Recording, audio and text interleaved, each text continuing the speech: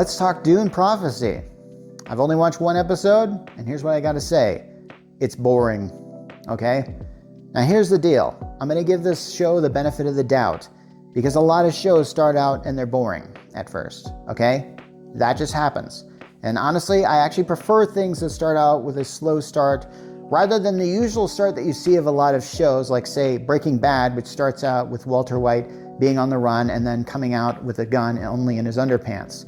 That's a pretty exciting beginning, but it's still a pretty slow build to how they got there.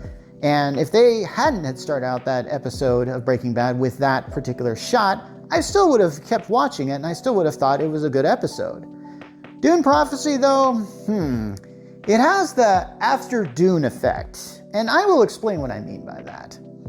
My first encounter with Dune came when I was in 7th grade. This would have been in the year 1984, just before that David Lynch version came out. I was interested in reading the book, and I found a copy at the library. I started reading it.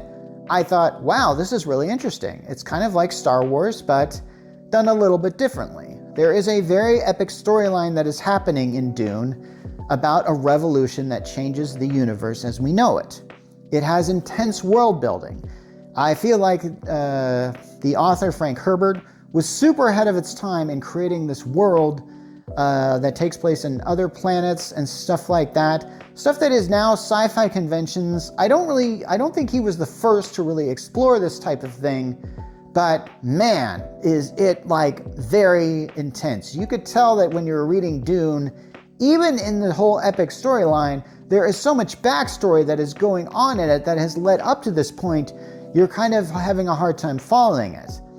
It was the first book that I've ever read that that had this appendix in the back, so that every time a character said something, I had to look it up in the back. So I had to keep my thumb in the back of the book for this thing. And yeah, even when they made the movie Dune, they actually gave out these little booklets. And I think it was when it became available to rent on video, they gave out these little booklets full of all the terms they used in this thing. Some of the terms they never even used in the movie.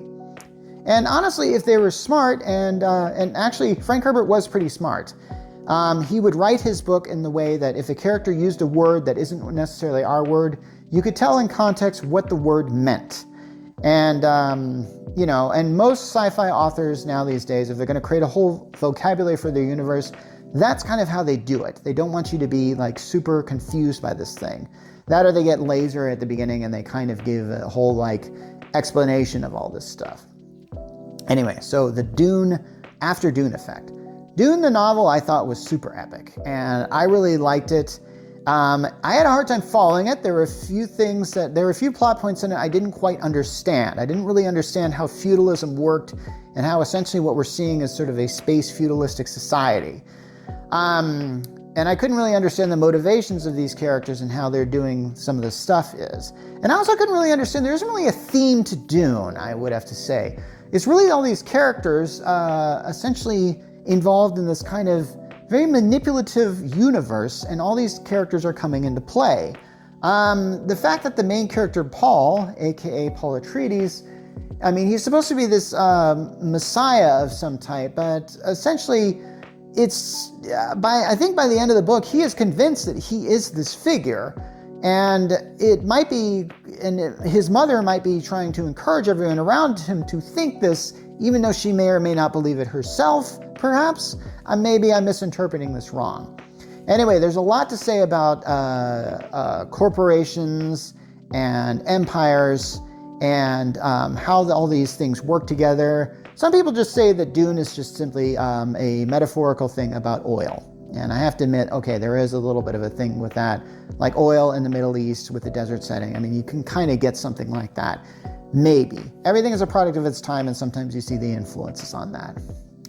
So when I read Dune, I was really excited about it. I didn't go and see the movie because I thought it was too scary because I was a little kid and I just wasn't certain. And that was at the time when PG-13 was starting to become a thing, and so a lot of these films that would have been PG before were now PG-13 now, which meant they had an extra level of violence that they could put on. I didn't really like violence and stuff like that. So I think what I did was after I read the book, I checked out the Marvel comic adaptation. And I read that, and I thought, okay, this is what I remember from the book. So, yeah.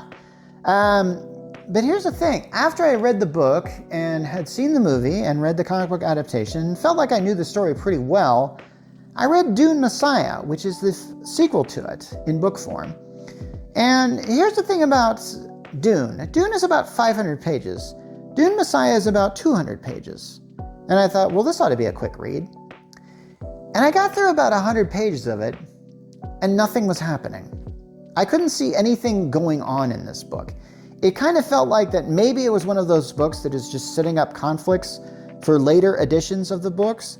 And I don't know if Frank Herbert was thinking that far ahead when he did this, because sadly he passed away, I think maybe the 5th book. I'm not really sure which one. And then I'm told his books got really super weird after a while. And I'm not sure how, if HBO Max wants to do this, how they're going to go into it. Anyway, I think that we're seeing the Dune effect with Dune Prophecy, because what you're seeing is a bunch of Dune Prophecy is a prequel. It's not a sequel. It's not Dune Messiah. I imagine that they're probably going to make Dune Messiah or their Dune Part 3 or something. And then, I don't know. And then I think after that is Children of Dune, which has already been adapted, by the way, by the Sci-Fi Channel many years ago. And I think they just skipped Dune Messiah altogether. I don't really want to see more of this world. I really enjoyed Dune, the 2 movies that came out by David Villeneuve. I forget how to pronounce his name. It's wonderful cinematography, beautiful looking films. Every time I watch the first one, I get kind of bored, and oftentimes I've fallen asleep during it. I don't think I've ever, because I think it actually is so peaceful to watch. This prequel series just sets up stuff. It's just sort of there. There's stuff happening here. It's got one of those, it's sort of like this Game of Thrones, sort of multiple storylines being set up.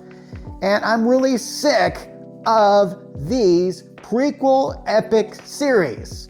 Amazon tried this with the Rings of Power. It's not working. It's boring. I stopped watching that a while ago. This one felt just like the same way. I was being introduced to characters all over the place. And then it was I think they showed the Emperor of the Universe, who was played by Stanley Tucci, and that was about the only thing that was really interesting about that. And there was this really cool story where they were showing this arranged, these 2 families were setting up an arranged marriage. And the bride is 10 years older than the groom, who's just a little kid. And the little kid doesn't want to talk to his future bride. He doesn't want to do anything. It's just, he knows it's all just a ceremony. And at one point in time, this kid brings out this cool little robot thing, which is this cool thing that just unwinds and becomes this mechanical lizard and goes across the floor. And I thought okay, this is pretty cool.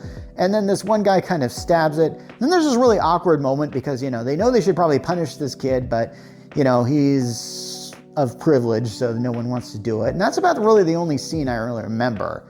And yeah, there's going to be a lot of people commenting that, hey, you need to get more into this, but there's just some things I don't really feel like I can really get into. There wasn't really any latching thing on this that I felt like I could really watch. I haven't even watched the 2nd or 3rd episode yet, and I think they're both out now at the time of this recording. I'll have to say that I just kind of thought, and they're introducing the Harkonnens already. They're introducing elements that are going to come in through. I think it's really about the Bene Gesserit. Those are those sisterhood that kind of are in the background in the Dune series. They're kind of like nuns, I guess, or a priesthood, but it's kind of a matriarchal sort of priesthood setup in the books. It's not very clear how that really works. And I'm not really certain how interesting you could really make a whole series off these guys for.